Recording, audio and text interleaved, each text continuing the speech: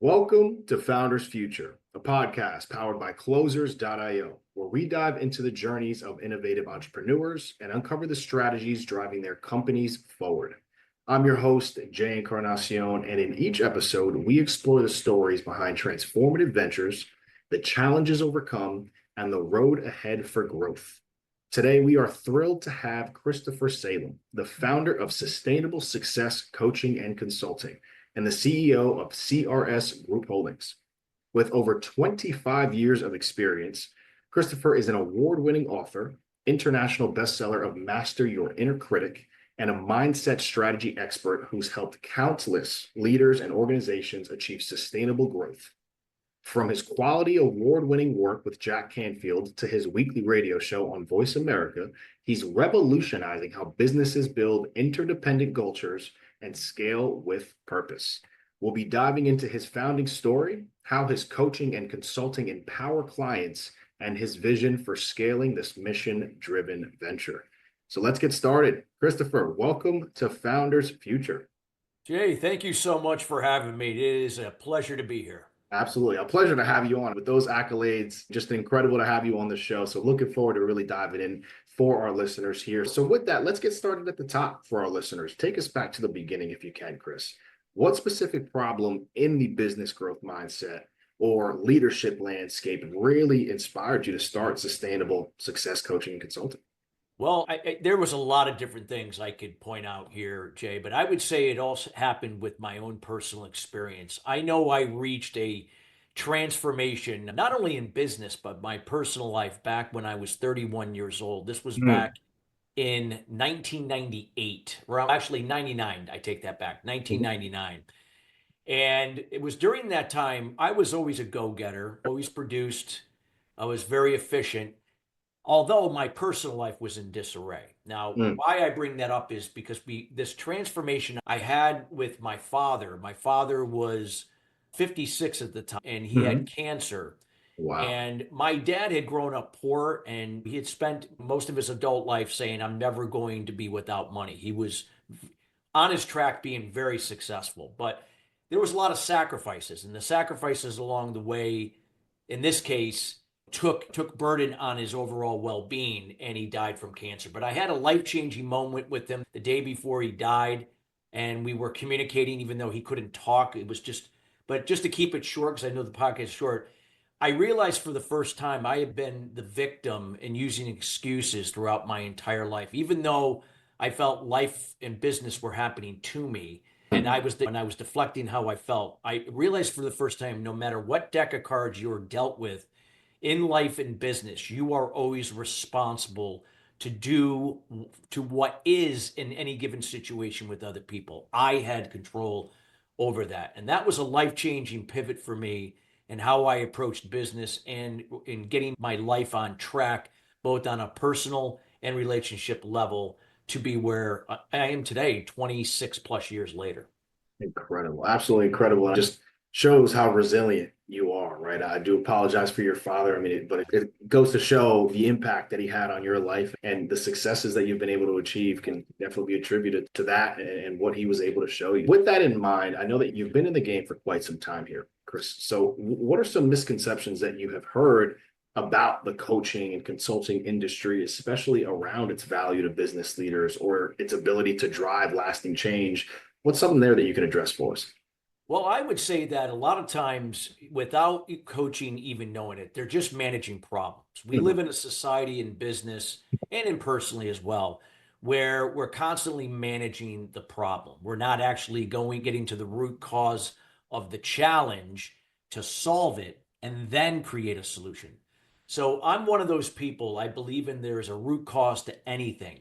And challenges are a good thing, because without challenges or obstacles or setbacks, you can't develop opportunities to turn into results. Results are not just going to be a byproduct of everything going right in any given situation or when dealing with all different types of people. There's always going to be challenges. So it's how you look at it. See, I see challenges and obstacles as happening for me, not to me. I embrace them. I welcome them, because without them, you can't have sustainable success or success long term. So I'm a firm believer that with any given situation, you got to see it for what it is, not what you think it should be, and address it at the root level. When you're able to do that, you're able to develop better ideas, solutions that are more sustainable in nature long term. I love it. I love it. So, with that in mind, I would definitely love to get a bit more into the nuts and bolts of what you're doing with sustainable success Yeah. coaching, consulting. I know many of our listeners, again, other founders and entrepreneurs can end up being clients of yours. So, how are you generating revenue today as far as what does your core offer look like? I know you have that one-on-one executive coaching, some mindset workshops, business acceleration strategies. How is it structured for your clients?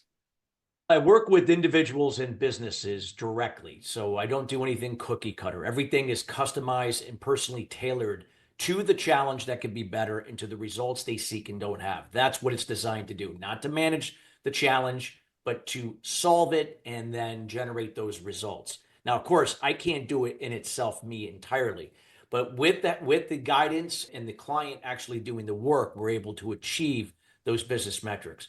Now, when I work with an individual, what I'm doing is I'm working on getting what is the challenge that is holding him or her back.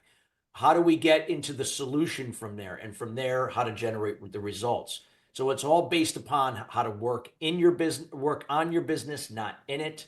How to position yourself as in a way that you can now value your time to manage it more effectively so you're not getting caught up in distractions, but yet being laser focused on the priorities that truly matter and knowing how to delegate the things that are necessary but are not a good use of your time. And of course, there's a lot more to that I do, but that in itself sums it up. And I also can help them turn them into subject matter experts. So as they build a separate brand from their business, it makes them more marketable and their business more valuable in terms of valuation. Now, when I work with companies, anywhere from a small business to a mid-sized company, I do work with a larger companies in Fortune 500, but more on a business unit level.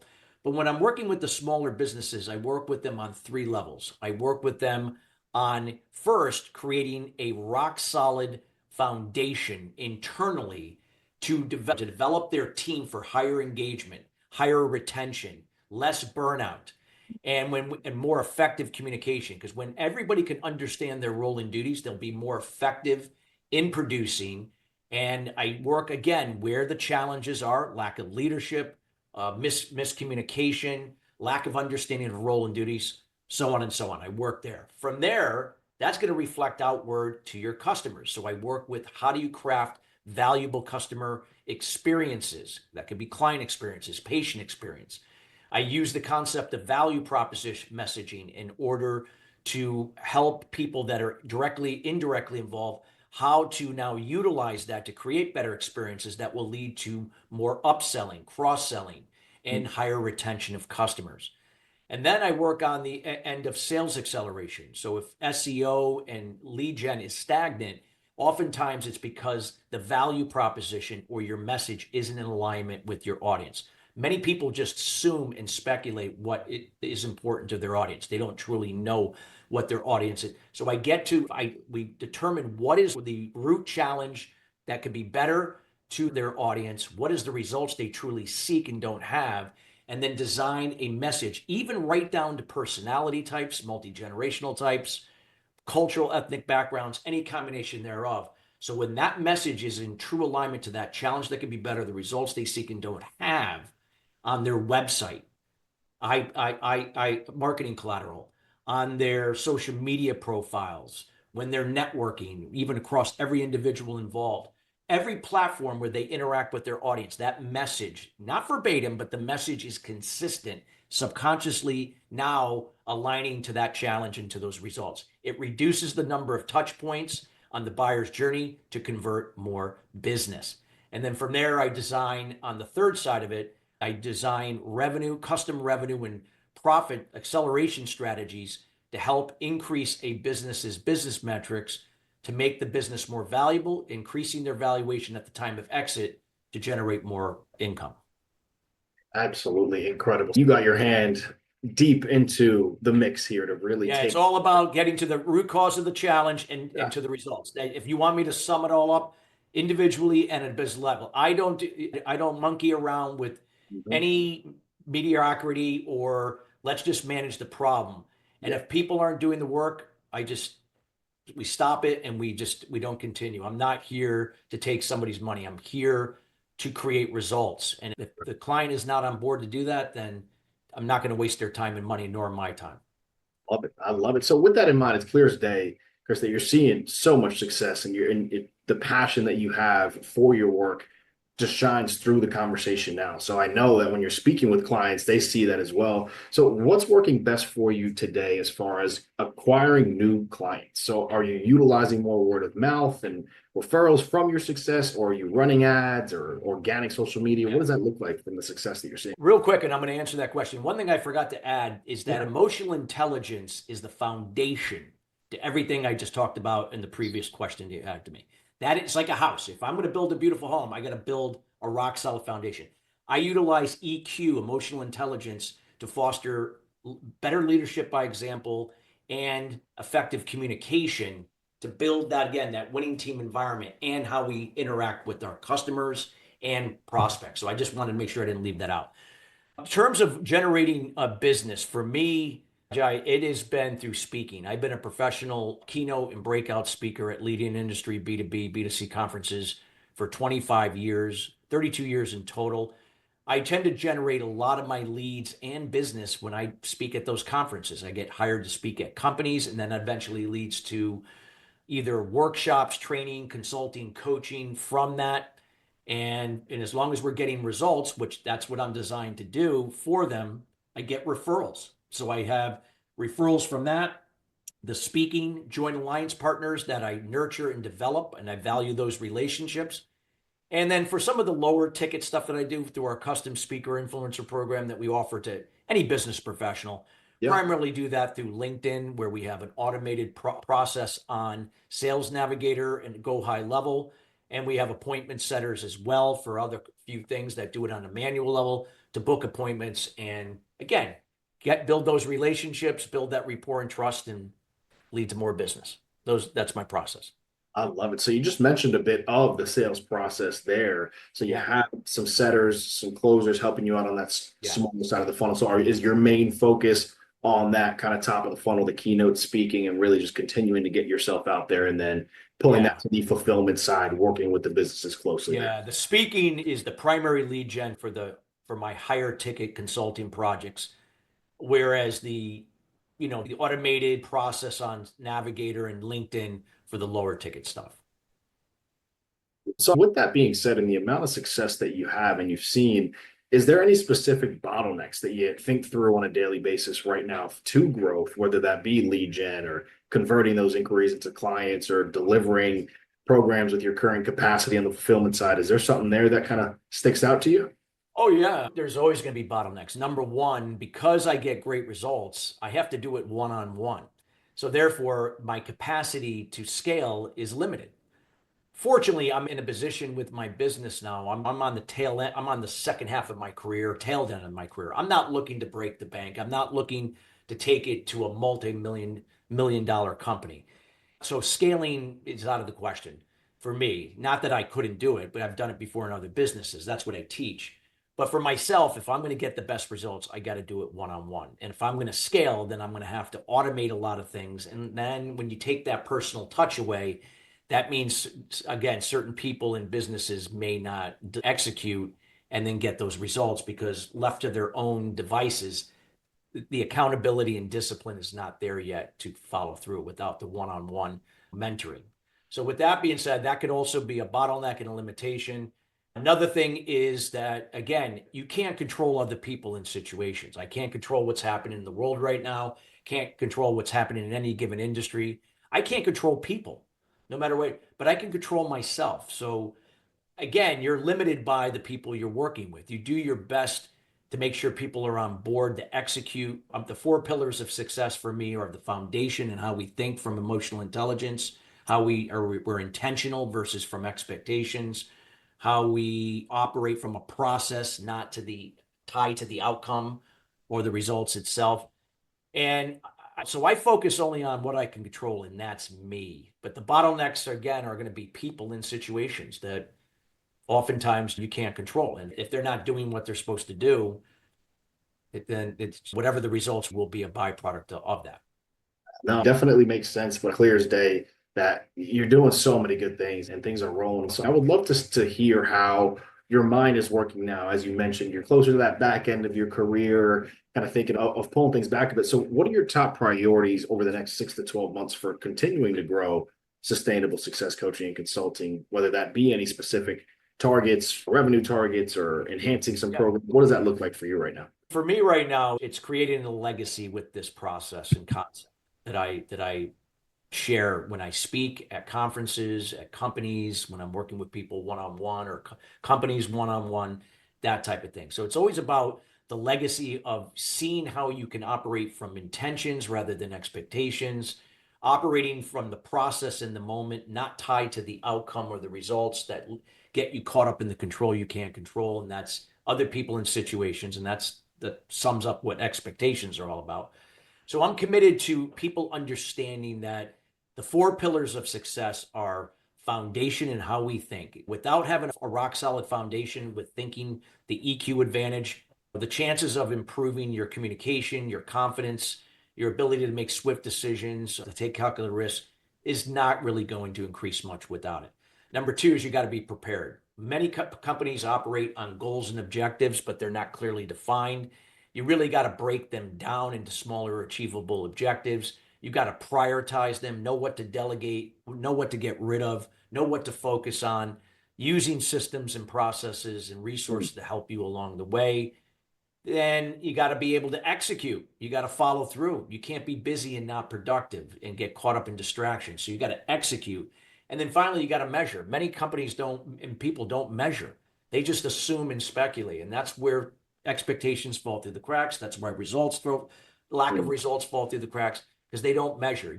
So you can't adapt or change or modify anything if you don't know where your numbers are and what you have to get better at.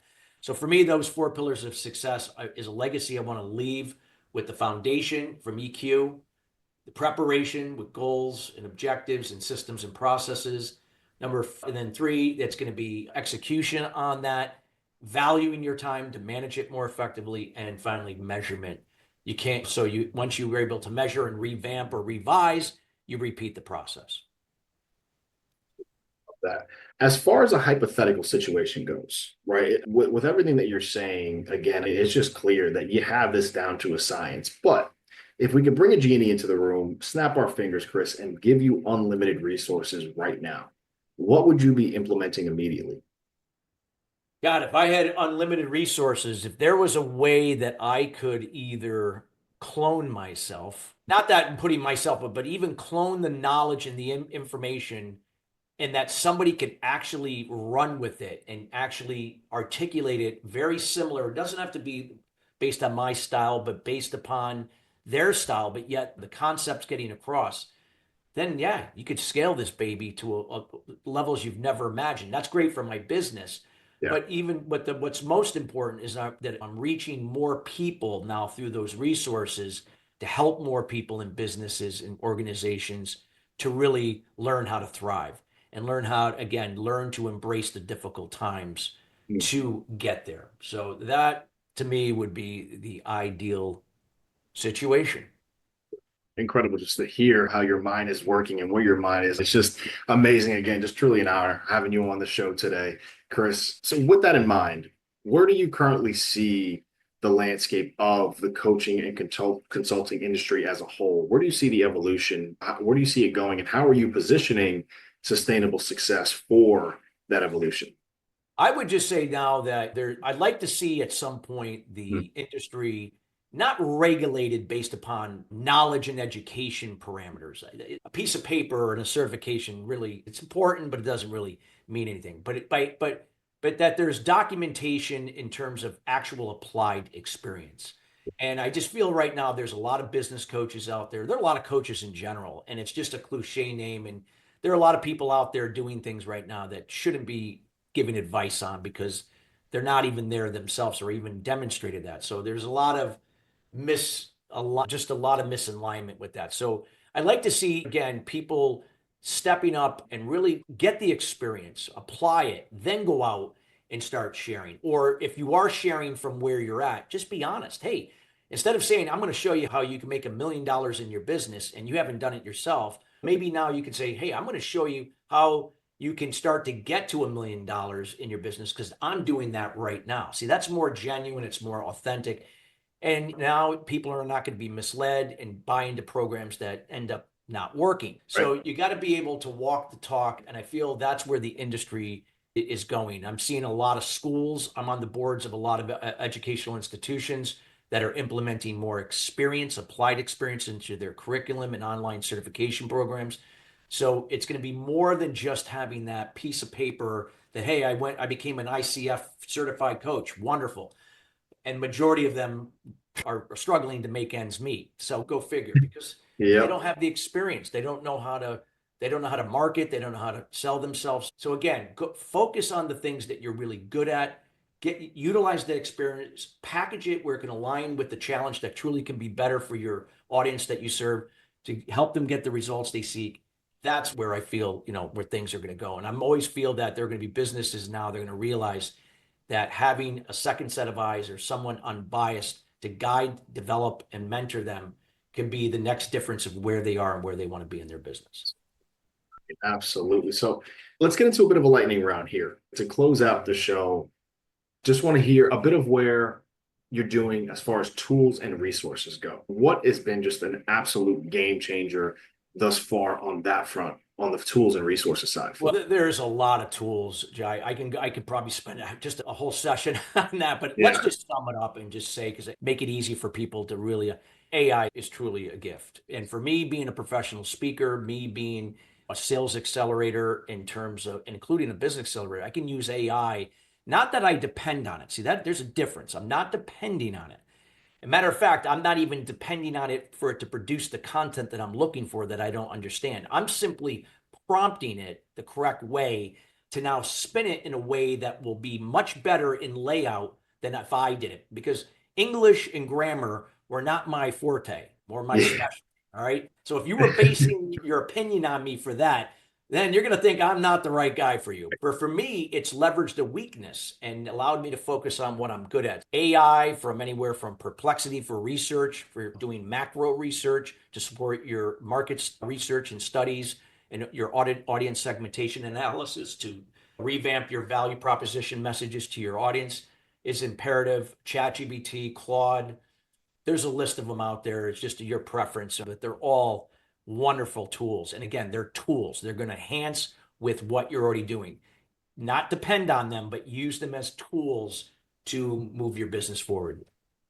And I think that's the biggest key of what you're saying there, because so many people get that mixed up and are so scared that AI is going to take over. But when you really get into it and start utilizing it, you start to realize that it really can't do much if you don't know how to talk to it. That's the biggest factor, is really utilizing it properly, using it as a tool, not depending on it. So you couldn't have said that any better there. So just to wrap us up here, Chris, I would love to hear some advice from you for our listeners. So other founders and entrepreneurs who are either just getting started in business or are well on their way and want to see as much success as you have in your career, what can you offer them before we wrap up? I would just say I'm going to quote a few statements that are powerful statements. You got to trust the process. And what trusting the process is, if you are focused on the results itself, there's nothing wrong with seeing the results in the future. That's what a visionary does. But if you attach yourself to it, you're setting yourself up for failure, setting yourself for more angst, stress, anxiety that can distract you now from what you're trying to accomplish. Instead, take the results, if they're 5 years out, and bring it back into the moment. What are the things within your control right now that you can execute on that are going to lead you to those results long term? Hmm. And there are 5 things that you can control each and every day: your communication to yourself and others. So learning to be from your inner champion, not inner critic, be assertive rather than passive aggressive. Understand that you're always in control of your communication, whether if the sender or the receiver. You can't control another person. So if you're waiting for them to communicate effectively to you, good luck. It ain't going to happen. So you got to be, as the sender or receiver, responsible for asking more open-end, thought-provoking questions to get more information to limit any amount of assumption and speculation. So the more assertive the communication is, the more likely people are going to be on the same page. People to your alliance partners, to your customers, prospects, so on. Your behavior is in alignment with your communication. Many people's behavior contradicts what they say and vice versa. Your attitude, it's an attitude, it's happening for you, not to you. See challenges as opportunities, embrace them, because without them, you can't have new ideas, innovation, creativity, and better results. Yep. 4, your emotions and how you respond versus react to situations and other people. Guess what? Even if you're angry, that's okay. Negative emotions are a good thing. They're just simply messages that the body and the mind send to you that something is unresolved. You don't have to react from it. Learn to respond from a secondary emotion. So if you have to remove yourself, sleep on it, then respond with the email in a positive way or respond to that person. And then finally, the action. We already talked about action, prioritization, systemizing things, getting rid of what doesn't serve you. So you can control those 5 things: communication, behavior, attitude, emotions, and action. You can't control those same 5 things in other people and situations. So that, therefore, expectations are useless. They just get you caught up in the control you can't control versus intentions, which you can control in the moment. Focus on that process from EQ. Watch in time how it'll change your process towards those results. Be a hell of a lot better. And number 2, give without expectation, receive without resistance. So what does that mean? I call it the law of prosperity. Give without expectation. Don't give to please and enable anybody. That only keeps them stuck and stagnant. Give from empathy and kindness. Empower them through your example of doing all those things that you can control on a daily basis. And then empower them to do for themselves through resources, so they're not dependent on you. So you're allowing them to grow.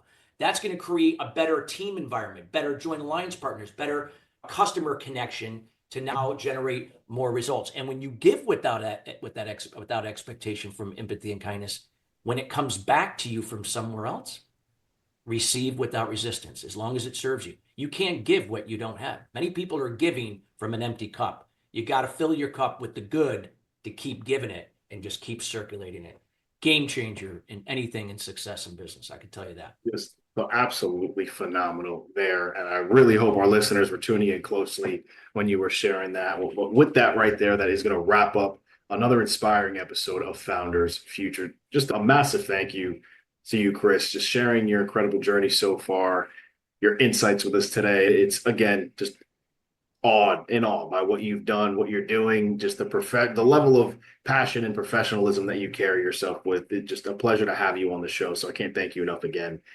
To our listeners, if you enjoyed this episode, which I know so many of you have, as did I, don't forget to subscribe to Founders Future wherever you get to your favorite podcasts. You can also find more resources and insights at closers.io, where we are dedicated to helping businesses accelerate their growth through trained appointment setters and world-class marketing systems. Until then, keep climbing, and we'll see you on the next one.